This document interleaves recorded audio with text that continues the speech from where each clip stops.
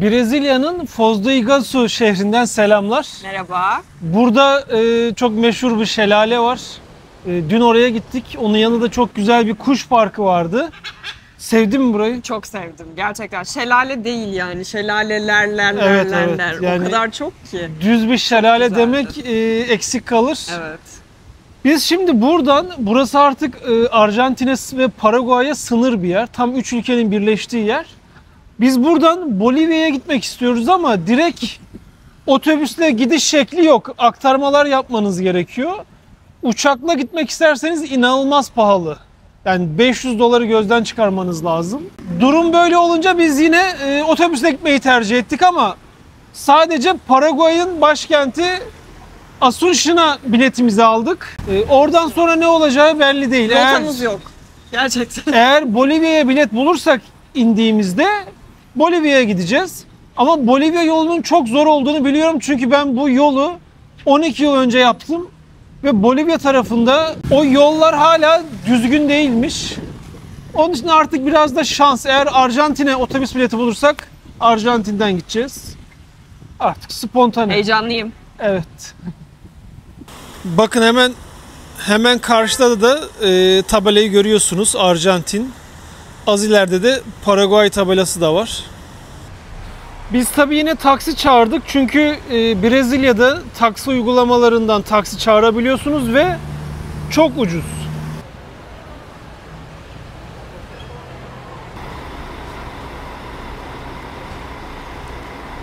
Otobüsümüz geldi. Bu arada bilet kişi başı 20 dolar. Yol yaklaşık 7 saat sürecek. Otobüs yine güzel ama önceki videoları izleyenler bilir. Brezilya otobüsleri daha da güzeldi. Brezilya sınırına geçiyoruz. Şimdi otobüsten indik. Yürüyerek iki sınırı da geçeceğiz. Önce Brezilya, sonra Paraguay. Otobüste gelecek ve devam edeceğiz. Brezilya tarafından damgamızı pasaporta vurdurduk. Şimdi Paraguay tarafına otobüsle mi gideceğiz, yürüyerek mi onu bilmiyoruz. Şimdi nehrin üzerinden geçeceğiz. Tam orası sınır. Otobüsle yine Paraguay tarafına devam ediyoruz. Çünkü bazı sınır geçişlerinde yürüyerek iki tarafı da halledebiliyorsunuz. Ama burada olmuyor. Biraz mesafe var. Tekrar otobüsten ineceğiz. Paraguay tarafında damgayı bastıracağız ve sonra artık temelli devam edeceğiz. 3 dakika içinde bütün işleri hallettik. Otobüse geçip artık yolda uyuma zamanı.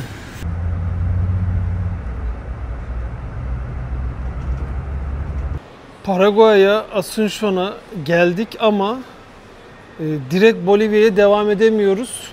Çünkü gitmek istediğimiz yer Santa Cruz'a çok yakın Bolivya'da ve en yakın pazartesi günü otobüs var. Bugün cumartesi gecesi mecburen Paraguay'da 2 gün kalacağız. Gece 12, şimdi otel arayacağız. Otogara yakın bir otel bulduk, bakalım. İnşallah yer vardır. Evet, dıştan fena görünmüyor.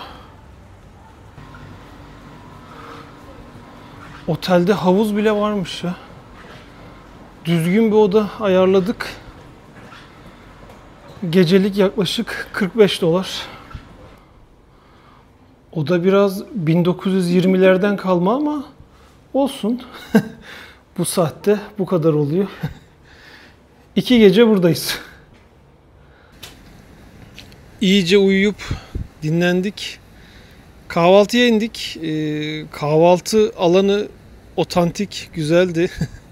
Ama kahvaltıda pek bir şey yoktu yiyecek. Bugün de pazar günleri tabii birçok yer kapalı oluyor. Bir kedi kafe var, oraya gideceğiz. Taksimizi yine uygulamadan çağırdık. Buralarda da taksi çok ucuz. 2,5 dolara gidebiliyorsunuz birçok yere şehir merkezinde. Şu gelen sanırım.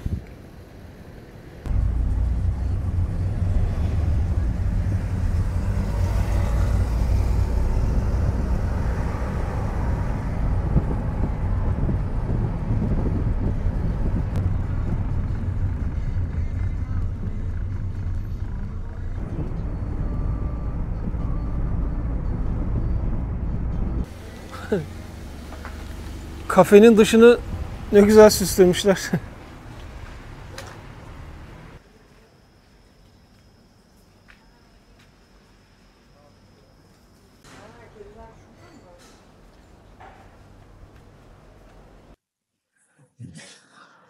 Evet, karnımızı doyurduk.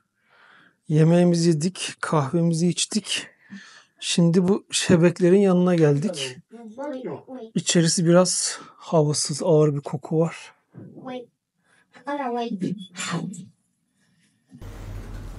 Başka bir oda daha yapmışlar.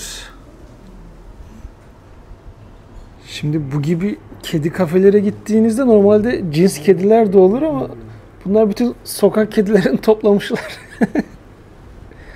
Ah. Yalnız iyi bakmışlar. Hepsinin tüyleri parlıyor. İyi besliyorlar muhtemelen.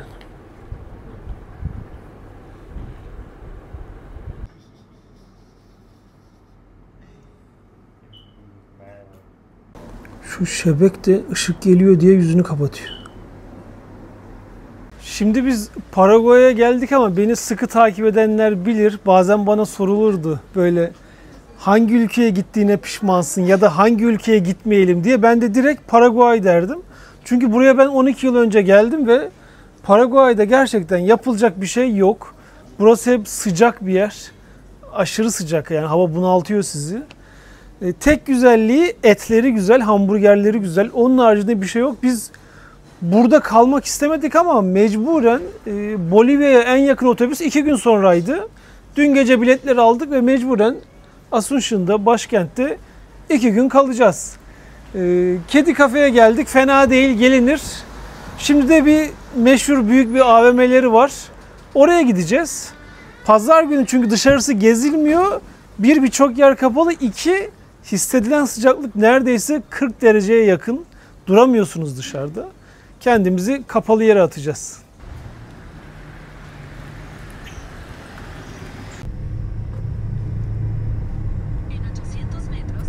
Hava sıcak dedim ya, şoför diyor ki bazen 50 dereceyi görebiliyorsun diyor. Klasik modern bir AVM.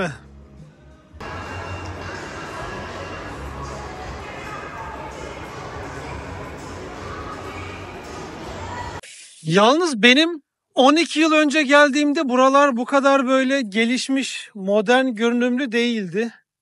Ülke o anlamda biraz çehresini değiştirmiş. Yine buralardaki başka bir AVM'ye daha geldik. AVM'ler yeni, çok büyük değil ama çok efektif. Böyle çok düzgün mağazalar var. Şaşırdık biraz. Akşam saat 6, dışarısı hala 35 derecelerde ama. Mecbur kapalı alanlarda vakit geçiriyoruz. Biz pek istemeyerek de olsa Paraguay'da mecburen 2 gece kaldık. Otobüsümüz şimdi 1 saat sonra buradan direkt kalkıp Bolivya'ya gidecek. Bolivya'nın Villamontes şehrine gitmeye çalışacağız. 16 ya da 18 saate. Hiç zamanlamaya güvenmiyorum. Evet. Otobüs yani, bozulabilir, yol yapım çalışması olabilir. Hepsi olabilir, hepsi olabilir. Paraguay'ı nasıl buldun?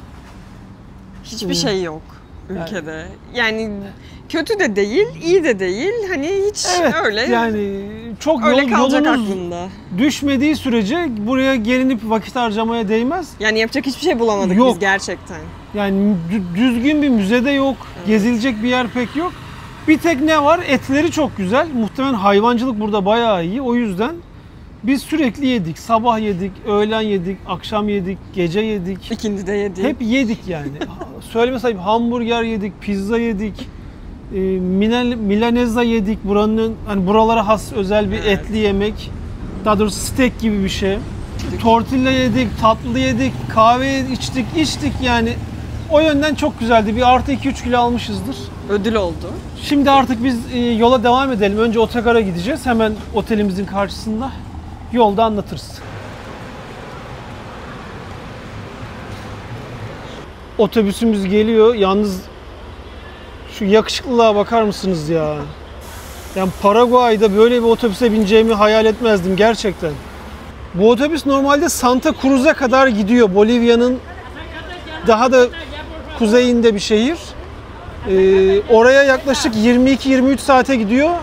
Ama biz Villa Montes'te inip Villa Montes'ten Uyuni'ye bir şekilde aktarmayla çalışacağız. Bu koltuklar neredeyse komple yatak oluyor ve çok rahat. Yani saatlerce şurada otursanız gerçekten o kaba etleriniz ağrımıyor. Yani Paraguay bile bu otobüs sistemini çok güzelleştirmiş önceye göre. Vallahi şaşkınım.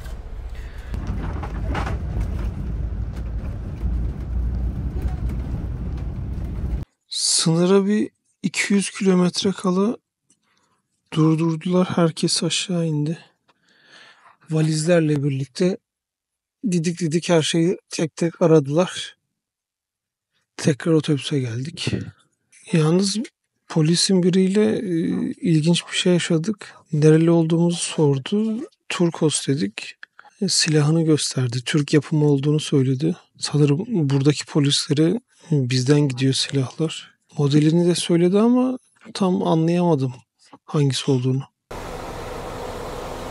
Paraguay'dan çıkış ve Bolivya'ya giriş işlerini hallettik.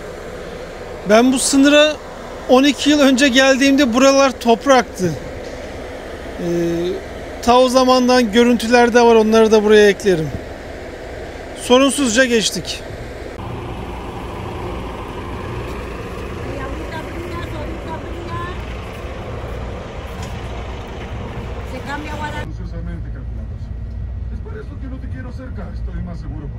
Villa Montes'e kendimize attık.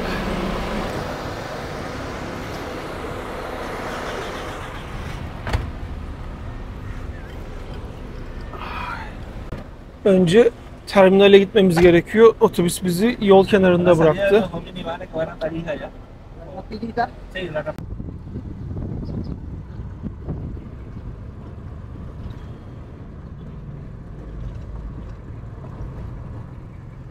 Bu adam da bu oğluyla beraber Tariha'ya gidecekmiş.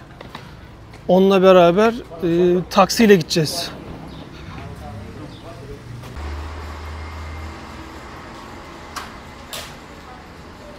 Gracias.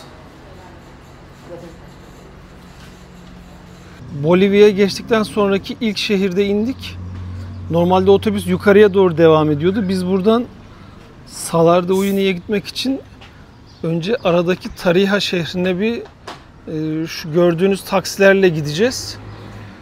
Otobüsten sağ olsun bir adam da aynı bizim gibi o tarafa gidecekmiş. Onunla beraber önce terminale geldik. Buradan da taksiyi ayarladık. Kişi başı yaklaşık 8 dolara 4-5 saatlik yolu gideceğiz. 12 yıl önce bu yolu yaptığımda çok berbattı. Nehirden falan geçiyorduk bu tip arabalarla. Şimdi çok öyle olacağını zannetmiyorum ama bakacağız. Bu gördüğünüzde moto taksi. El ediyorsunuz, duruyor, götürüyor sizi. Burada böyle arabalar geliyor, yolcularını bekliyor. Tam 6 kişi olunca hop gidiyor. Bizim araç şu an 4 kişi, 2 kişi daha gelmesini bekliyoruz. Tabii valizler bagaja muhtemelen sığmayacak. Yukarı koyacak birkaçını.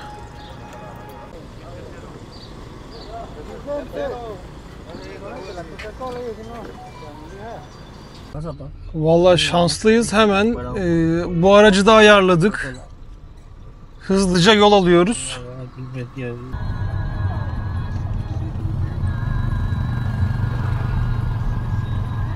Çubuk krakerlerimizi yiyerek yolculuğa başladık.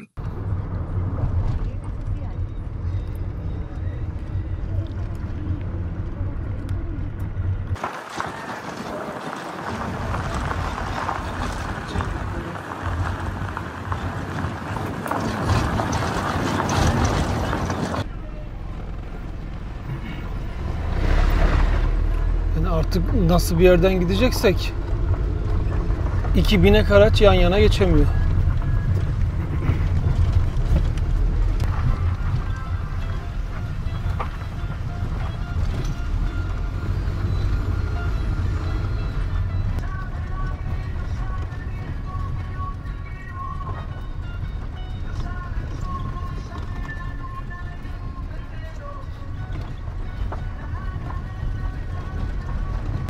Şuradan geçeceğiz.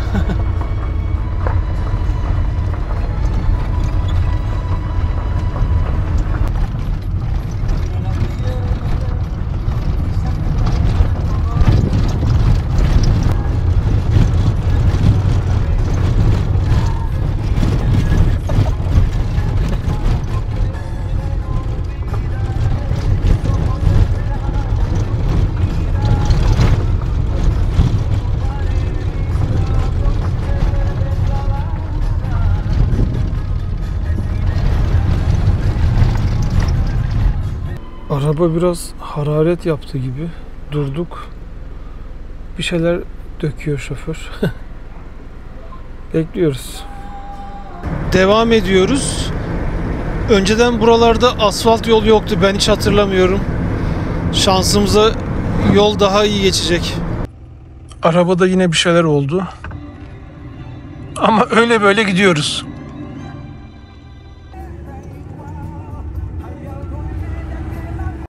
Yolun böyle ortalarında bir mola verdik. Burada küçük büfeler var. Suyumuzu aldık. Peynirli empanadamızı aldık. Aslında bir yiyelim ya. Güzelse başka alırız. Hadi deneyelim. Hadi deneyelim. Her tarafı dolu tabii hanımın. Zaten arabada da aynı pozisyonlar. Allah aşkına.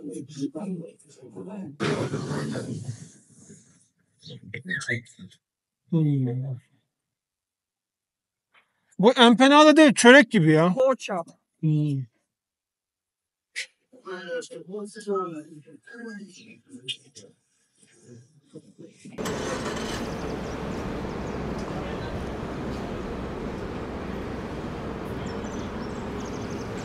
Molamız sadece 5 dakika.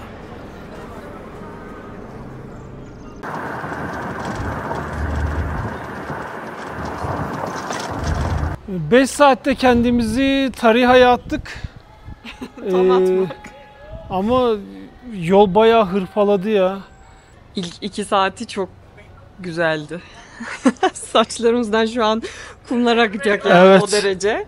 2 saatte herhalde 70 kilometre falan mı geldik? Öyle bir şey haritadan baktığımızda. 2 saat güzel miydi ya o güzeldi. zaman? Kötü müydü?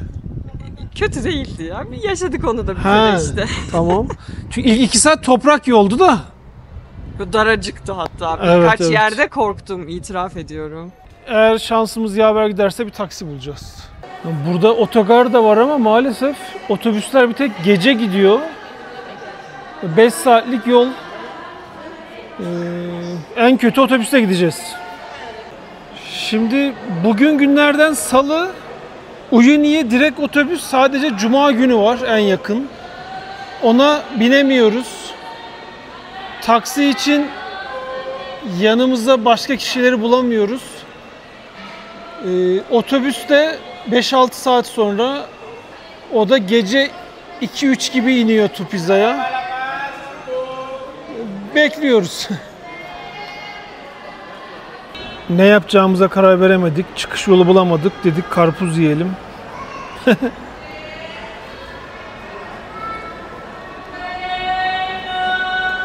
Şu karşıda oturan abla var ya, o işte Tupiza'ya taksi ayarlıyor ama ikinizden başkası yok diyor.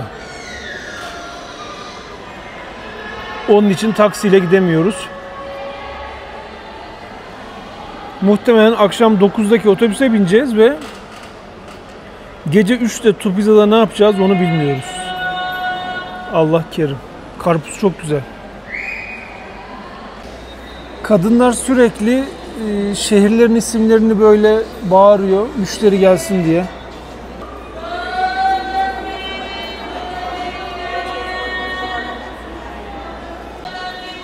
Şimdi bakın, herkes bağırıyor ya, burası bağırmıyordu. Konuştuk dedi, bakın ben bağırmadan satıyorum çünkü en iyi otobüs bundaymış. Biz de madem öyle bundan alacağız dedik. Ve 15 Bolivyan daha da pahalıydı. Hangi firma? Juarez'den alıyoruz, aklınızda olsun. Bolivya'ya geldiğinizde Juarez'den alın, bakın. Koltuklar, Bolivya'da böyle bir otobüs ben çok tahmin etmezdim. Taksi bulamadık, otobüste gideceğiz.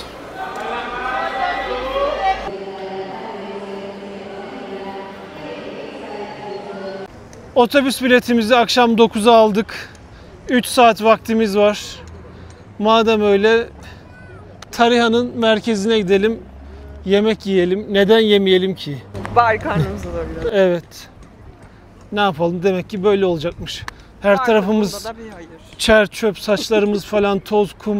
Hakikaten aynı Berbat ama yani neyse. Şimdi bu minibüslerle merkeze gideceğiz. Önde de yerimiz hazırmış.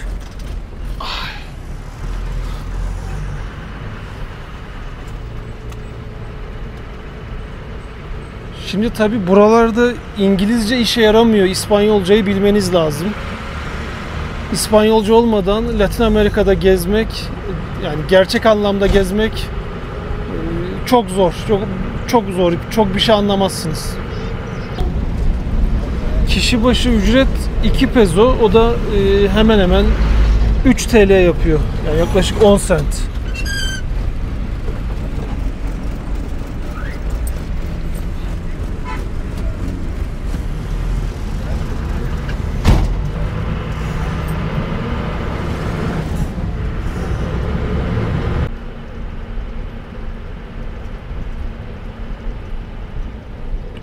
Her yerde dolmuşçuların sistemi aynı. Bozuk paraları bir şekilde istifliyorlar. Hiç hesapta yokken Tariha'yı gezeceğiz.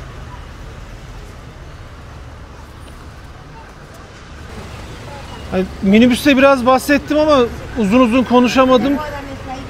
Yani İspanyolca bilmeden sence buralar gezilebilir mi? Hayır, gezilemez. Hiç mi? Yani nasıl? Ya çeviri programı kullanılarak gezilebilir. Ama İngilizce teşekkür ettiğimde bile bazen yanlışlıkla İngilizce teşekkür ediyorum. Böyle bakıyorlar yüzüme. Hani o bile bilinmiyor. Zor. Evet, yani burada böyle bir durum var. En azından çat pat bir İspanyolca bilmek işleri çok kolaylaştırıyor. Bu arada her yerde abogado yazıyor. Avukat demek. Galiba adliyenin oralarda bir yerlerdeyiz. Bu arada Bolivya'da para bozdurmayla ilgili şöyle bir sorun var. Devletin kuru 1 dolar 6-7 Bolivyan. Bolivyan parası. Ama kara borsada 11'e bozdurabiliyorsunuz. Neredeyse 2 katı fark var. Biz de tek tek buradaki kara borsacıları gezip para bozdurmaya çalışıyoruz.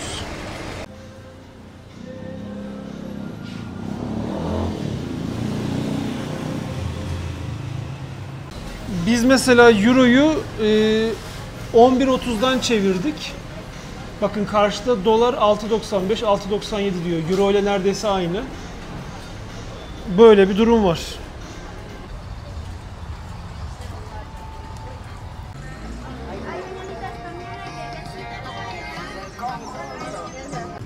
Bu arada vize ile ilgili çok bir şey söylemedim ama Latin Amerika'daki çoğu ülke bizden vize istemiyor.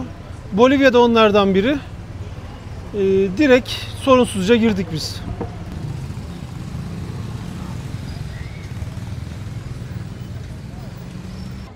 Dün Paraguay'da hava sıcaklığı 40 dereceyi buluyordu hissedilen. Burası ise rakımı yüksek bir yer. Yaklaşık 1800 metre. Hava serin. Gayet rahat böyle oturabiliyorsunuz bunalmadan.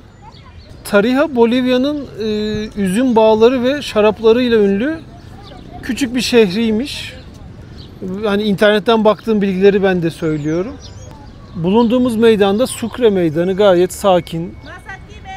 Hani güvensiz hissetmedik burada hiç. Rahat böyle vaktimizi geçiriyoruz. Burası şehrin ikinci büyük meydanıymış ama etrafında çok güzel yeme içme yerleri var. Biz de akşam yemeğimizi burada yiyeceğiz. Şimdi bu Belem restoranın yorumları bayağı iyi. Buraya bakacağız.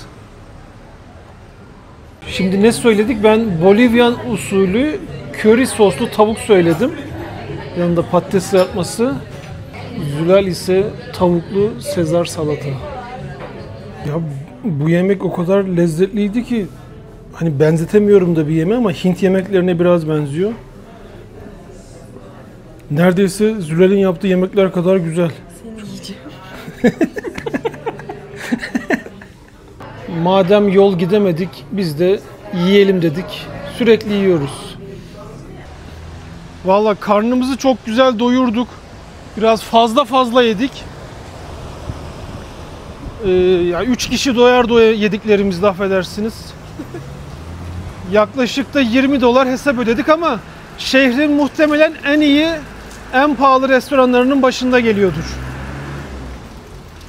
Biz şimdi yine minibüsle terminale gideceğiz.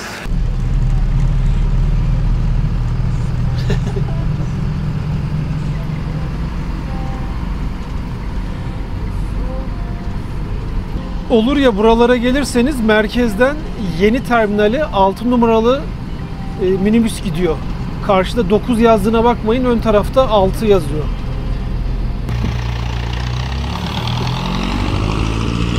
Evet.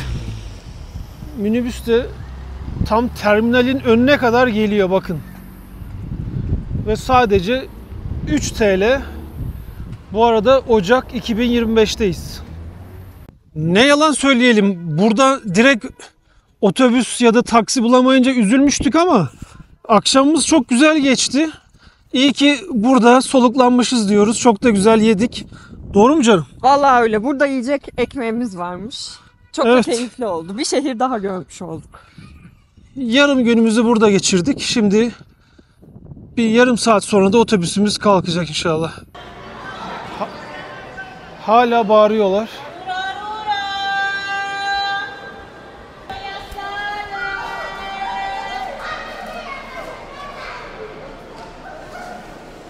Mesela Orta Amerika'da şöyle bir durum da var. Biletinizi aldınız.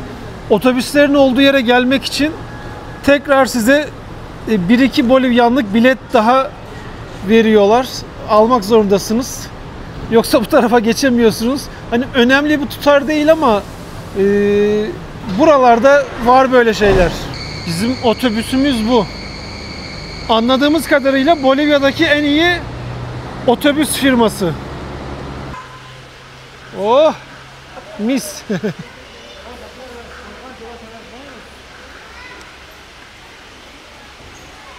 Gideceğimiz yol yaklaşık 240 kilometre. Ama herhalde bir 6-7 saat sürecek. Evet, Bolivya için fena değil ama içeride çok ağır bir koku var. Bugün de çok yorulduk. Artık uyuma zamanı.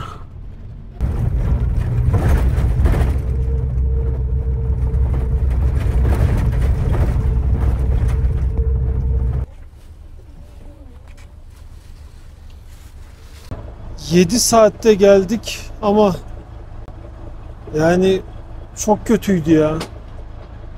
Şu valizi bir alalım da. 7 saatte geldik ama 12 yıl önce de benim yaptığım en kötü yolculuklardan biriydi. Sence? Benim yaptığım en kötü yolculuk. Yani 218 kilometre toplamda. 7 saatte nasıl gelinir?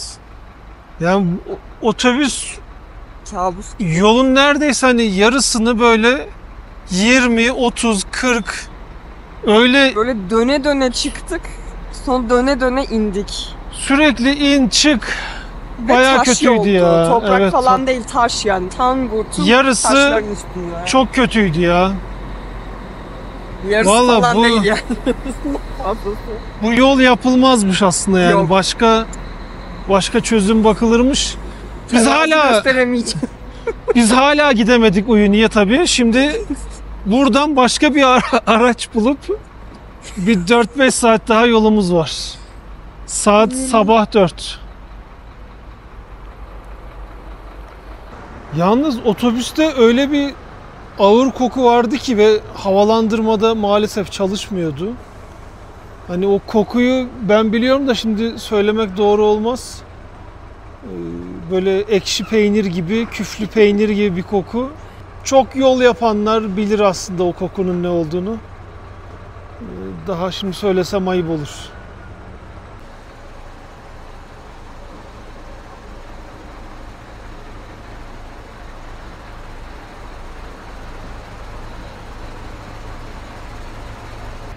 Şimdi burada sıralı minibüsler var. Uyuni'ye gidiyor. Toplam 7 kişilik. Arkada 2 Uyuni'ye giden kişi daha var. Toplam 4 olduk. Tamamlanınca yola çıkacağız. Terminal kapalı. Arabaya geçtik. Artık başka yolcuların gelmesini bekliyoruz. Hava şu an 10 derece çünkü buralarda rakım yüksek. Yolda da 3000 metrelere çıktık. Şimdi de yine rakım 2900 küsürlerde. 1,5 saat bekledikten sonra minibüs doldu ve gidiyoruz. Bu arada kişi başı bilet yaklaşık 7 dolar.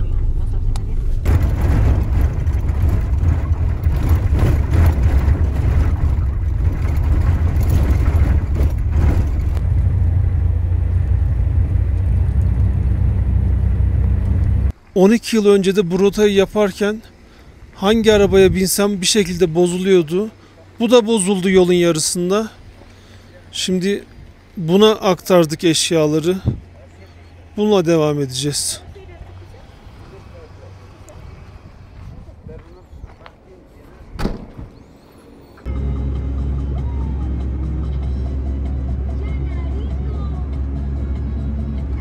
Üç saatte Uyuni'ye geldik. Yolu yapmışlar Allah'tan. Bu yol güzeldi. Araba da bozuldu ama hemen çözdüler. Şimdi tek istediğimiz şey otele gidip bir duş almak. 2 gündür yoldayız.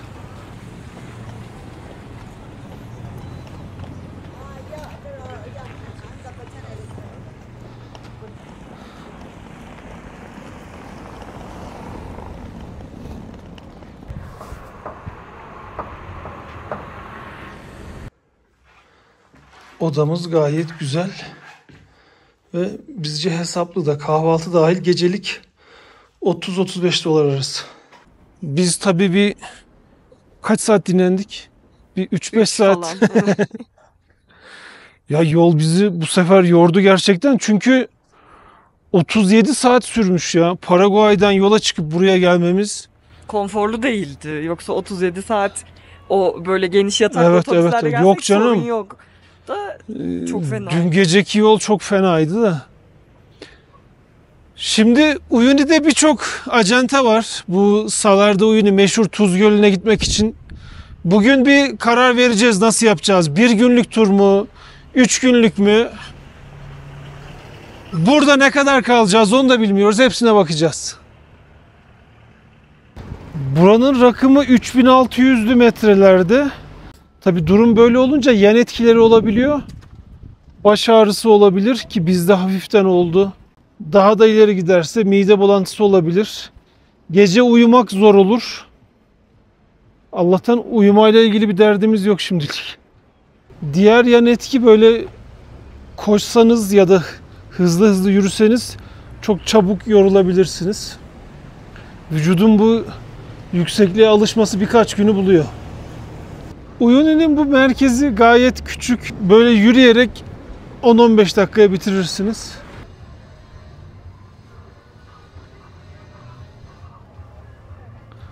İşte turlardan böyle seçiyorsunuz. Biz de yarın ya da öbürsü gün bunlardan birine katılacağız. Tabi buralarda ve Peru'da alpakalar çok meşhur.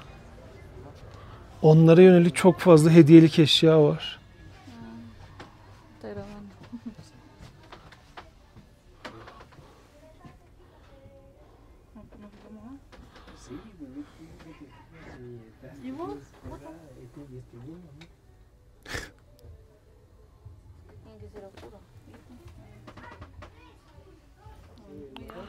Bunlar hep alpaka tüyünden yapılma. Bir de baby alpaka türünden yapılanlar var. Onlar çok daha yumuşacık oluyor. Dokununca hemen anlıyorsun zaten.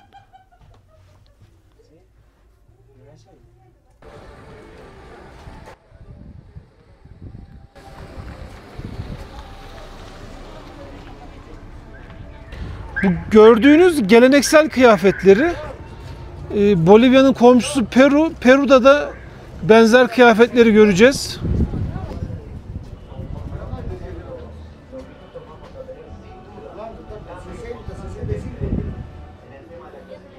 Şimdi Latin Amerika'da her şehirde bir mercado vardır. Mercado da bizim anlayacağımız dilde pazar demek. Bir gezelim bakalım. Şimdi eti böyle açık satıyorlar. Yani sağlıksız gelebilir size ama bunu sorduğumda genelde şöyle cevap veriyorlar. Bunların hepsi günlük et. Sabah kesilip gün içinde hepsi bitiyor. Yani tahmin ettiğinizden çok daha sağlıklı diyorlar.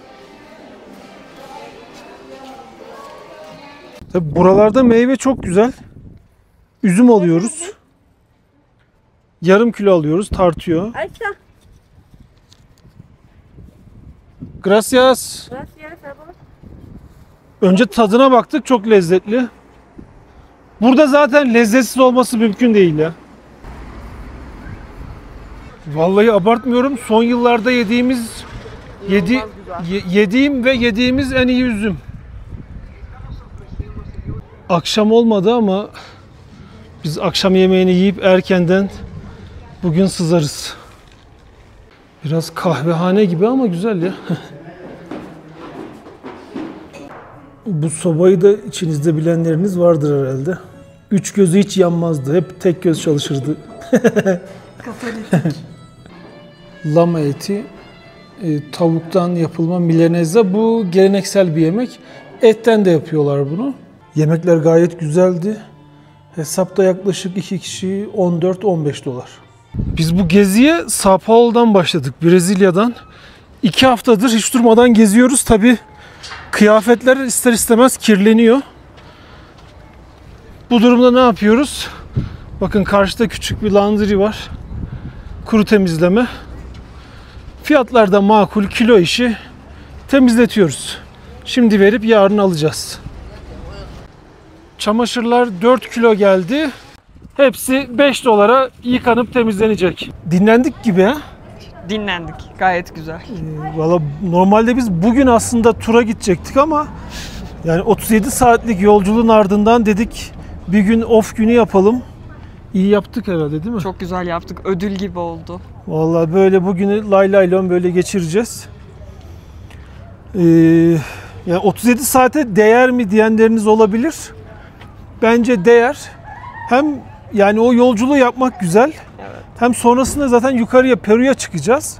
Karayoluyla bu geziyi devam ettirmek de bizce ayrıca güzel böyle. Daha detaylı görüyor, tanıyorsun o ülkeyi iyi kötü. Doğru mu diyorum karım? Çok haklısın kocam. O mola verdiğimiz küçücük yerlerde bile böyle küçük noktalarla dediğin gibi tanıyorsun Evet. ülkeyi. Ben gayet memnunum karayoluyla Yani, devam ettiğimiz için. Şimdi insanlarla sohbet ediyoruz. Tabii hepsini videoya çekemiyorsun. Evet. Sohbet ederken direkt videoya alsam bu sefer insan karşıdaki çekiniyor. Olmuyor yani. Ama ne kadar sıcakkanlı olduklarını, yardımsever olduklarını o zaman daha iyi görüyorsunuz. Biz şimdi yarın için Salar de Uyuni'ye, dünyanın en büyük tuz gölüne tur bakacağız. O videodan devam edersiniz. Görüşmek üzere.